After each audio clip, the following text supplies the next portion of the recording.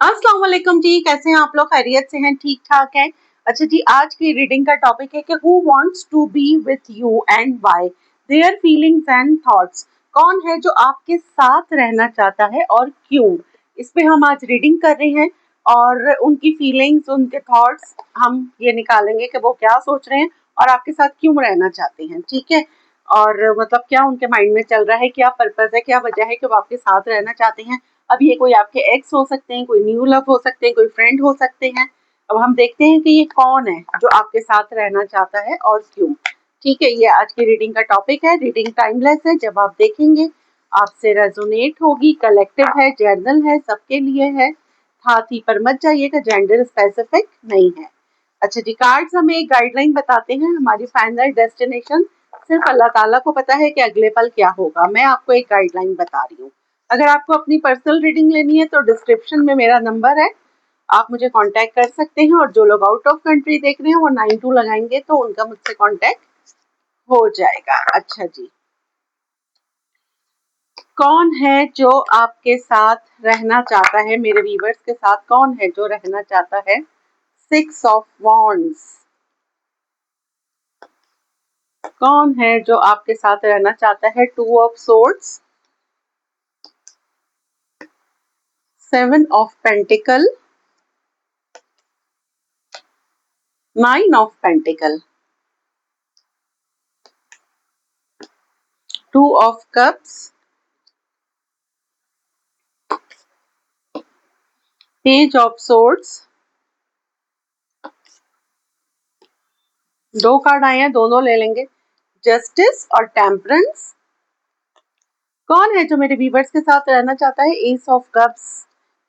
ये तो कोई आपका बहुत ही क्लोज वन, कोई लव वन। 8 of pentacle.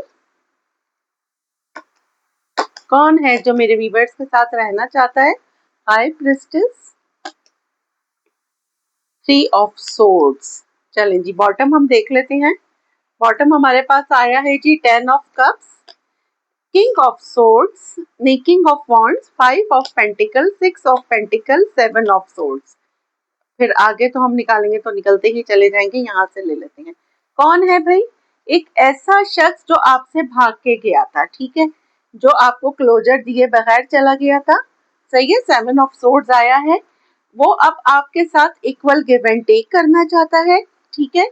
आपको बहुत ज्यादा मिस कर रहा है ये इंसान, और बहुत ही हैंडसम, बहुत ही good looking, Aries Leo Sagittarius हो सकता है ये शख्स, ठीक है। और ये मे बी मैरिड है, ये एक्स्ट्रा मैरिटल अफेयर है, या फिर आपने इसको बहुत ज्यादा फैमिली फील करवाया है, तो ये आपके साथ एक फैमिली बनाना चाहता है।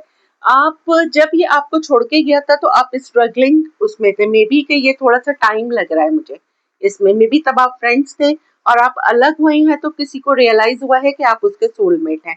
आप लोग स्ट्रगलिंग, मे बी के वो भी अपना कोई काम, अपना करियर डेवलप कर रहे थे, आप भी कर रहे थे, और आप लोगों की दोस्ती हो गई। लेकिन अब आपकी रीडिंग स्टार्ट हो रही है 6 ऑफ वॉन्ड से। अब आप अपने करियर में बहुत विन कर रही हैं, ठीक है। और ये इंसान आपको दूर बैठ के देख रहा है, आपने इसका बहुत इंतजार करा है, या आपने इस करियर का भी बहुत वेट करा है, और इस इंसान ने आपको बहुत इंतजार करवाया है। लेकिन फिर भी आपके माइंड में ये कहीं ना कहीं था, लेकिन आपका पूरा फोकस अपने करियर पर था। आप सिंगल हैं, आपका पूरा फोकस अपने करियर पर है।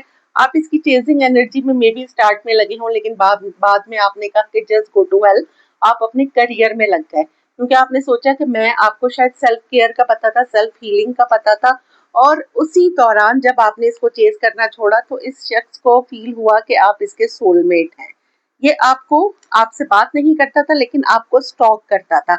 आप मीडिया पर्सन हैं या नहीं हैं, ये आपको स्टॉक करता था, और पास्ट के ट्रॉमा से अब आप हील हो चुके हैं, ठीक है। और ये इंसान अब आपके साथ जस्टिस करना चाहता है, क्योंकि ये आपके लिए, इसको अब फील होता है कि जी वही आप ही हैं जिसके लिए इसका दिल धड़कता है, आप ही हैं जिसके लिए, मतलब इसकी फीलिंग्स आप ही के लिए हैं। इसने बहुत कोशिश की आपकी फीलिंग्स से भागने की, अपने ख्यालात से अपने आप को वो करने की कि मैं सिंगल रहूं, मैं नहीं किसी के लिए रुकूं, लेकिन ये अपने आप को रोक नहीं सका, क्योंकि आप में भी बहुत इमोशनल थे, बहुत स्वीट थे, बहुत सिंपल थे, और आप इसके दिल में घर कर गए। ये आपके साथ इस रिश्ते में काम करना चाहता है, मे बी आप जो व्यूवर्स मुझे देख रहे हैं, आप बहुत इंट्यूटिव, कोई साइको रीडर, कोई साइकोपैथिक, कोई टैरो रीडर हो सकती है, या फिर इसने आपके ऊपर कोई टैरो रीडिंग ली है, ठीक है।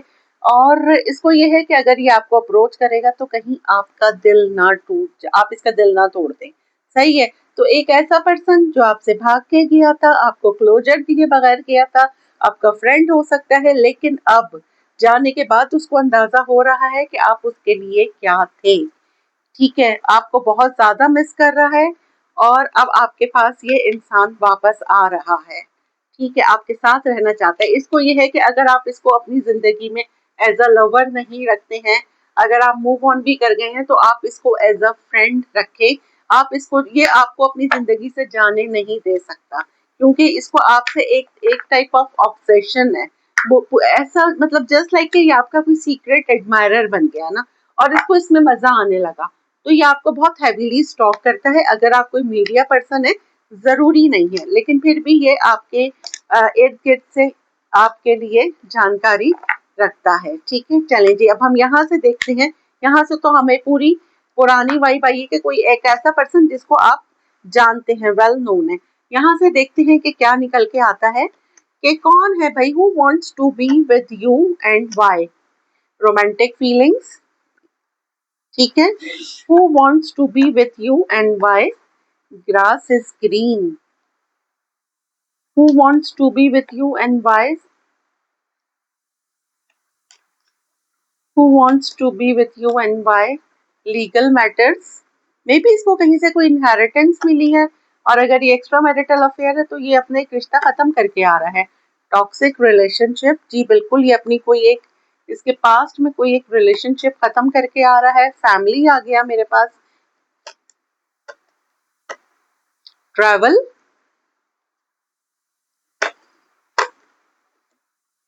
Mystery, unfinished business. यहाँ से भी जी मुझे पुरानी ही फीलिंग्स आई है, पास्ट की। Divine timings, addiction, wedding, regret, intuition, सारी वही वाली ही रीडिंग निकल के आई है। चलिए जी, अब हम यहाँ से मैं आपको बताती हूँ। आपको इंट्यूटिवली फील हो रहा होगा कि कोई आपको स्टॉक करता है, या आप किसी की वाइब जरूर कैच करते होंगे, क्योंकि ये इंसान आपको बहुत ज्यादा सोचता है। इसके 24/7 आप माइंड में होते हैं। इसको बहुत रिग्रेट होता था कभी कभार कि इसने आपको प्रपोज क्यों नहीं किया, लेकिन मे बी आप लोग दोनों अलग अलग जगह मैरिड हैं, या फिर कुछ इसके प्रॉब्लम्स थे, इसकी कोई इसकी फैमिली इशूज थे, इस पे जिम्मेदारियां बहुत सारी थी, लेकिन आपके लिए ये एडिक्टेड था, ये आपसे बहुत ज्यादा ऑब्सेस्ड था, या है, अभी भी है, ऑब्सेस्ड है। और ये डिवाइन टाइमिंग्स का वेट कर रहा था, और इसको लगता है कि अब वो टाइम आ चुका है, इससे अच्छा टाइम अब नहीं हो सकता अपनी फीलिंग्स, अपनी रोमांटिक फीलिंग्स आपको कन्फेस करने का। ये अपनी एक रिश्ते को खत्म करके आपके पास आ रहा है, और आपको मे बी अपनी फैमिली से मिलवाए। ये लॉन्ग डिस्टेंस हो सकता है, मे बी कि ये इंसान ट्रैवल करके आ रहा है, और आप इसके लिए हमेशा एक मिस्ट्री रहे कि आपकी जिंदगी में क्या है। कभी आपने इसको लगा कि भाई मे बी कि आप लोग किसी डेटिंग ऐप पे मिले हैं, एफबी पे, मैसेंजर पर मिले हैं, किसी के थ्रू मिले हैं, कि कभी भी इतना आप लोगों का इतना ज्यादा मीन्स के इतनी ज्यादा लॉन्ग डिस्टेंस भी हो सकता है कि बातचीत नहीं हुई, कि एक दूसरे के बारे में बहुत ज्यादा जाने या ज्यादा मुलाकातें नहीं हुई, ठीक है। तो आप इसके लिए एक मिस्ट्री बने रह गए। इसने अभी रिसेंटली आपके लिए कोई टैरो रीडिंग ली है, आपके ऊपर करवाई है, और इसको लगता है कि आप ही वो इंसान है, आपका और इसका अनफिनिश बिजनेस है, और इसको आपकी लाइफ में जाना चाहिए और कन्फेस करना चाहिए कि ये आपसे कितना इन लव है, ठीक है। तो ये है हमारी रीडिंग। कौन निकल के आया आप देखें, किससे ये रेजोनेट होती है, कमेंट बॉक्स में मुझे बताइएगा। अब इसके बारे में अगर आपको कुछ पूछना है, तो क्योंकि ये जनरल रीडिंग है, जितनी रेजोनेट हो उतनी लीजिएगा। अगर आपको कुछ और पूछना है तो आप लोग अपनी पर्सनल रीडिंग ले सकते हैं। अब यहाँ पे आप लोगों के लिए 2 क्वेश्चंस के आंसर, आपका क्वेश्चन जो भी है उसका फर्स्ट आंसर मैं निकाल रही हूँ। हीलिंग, पहला आंसर मेरे पास आया है हीलिंग। दूसरा आंसर कन्फेस। देखें जी, यहाँ पे रीडिंग पे भी यही है कि कोई कन्फेस करेगा, और यहाँ पे भी यही है, ठीक है जी। अब हम ले लेते हैं आज की अफर्मेशन। अफर्मेशन आज की क्या निकल के आती है, make decision based on hope and possibility. उम्मीद और इम्कान की बुनियाद पर फैसले करें। अल्हम्दुलिल्लाह, I am blessed, I am strong, gratitude करते रहिए, जितना ज्यादा ग्रेटिट्यूड करेंगे ऊपर वाला उतना ही नवाजेगा। दुआओं में याद रखिएगा। मिलते हैं अगली रीडिंग में। जब तक के लिए अल्लाह हाफिज।